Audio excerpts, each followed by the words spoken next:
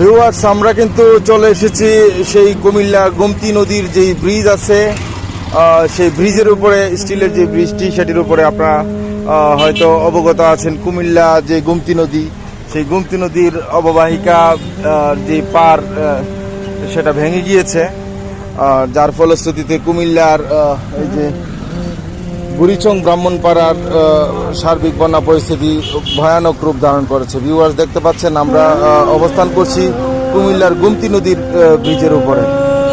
পানির কি পরিমাণ স্রোত দেখেন। ভারতের ত্রিপুরা রাজ্যের যেই বানের পানি, এই বানের পানি হঠাৎ করেই বাংলাদেশের দিকে উপচে পড়ে চলে আসতেছে, যার কারণে এই অবস্থা। আমরা যদি কাছ থেকে দেখাই আপনাদেরকে, পানির কি পরিমাণ স্রোত, আসলে স্বচক্ষে না দেখলে বিশ্বাস করতে পারবেন না। প্রচুর স্রোত। ভিউয়ার্স, দোয়া করবেন কুমিল্লাবাসীর জন্য, যাতে আল্লাহ পাক তাদেরকে হেফাজত করে।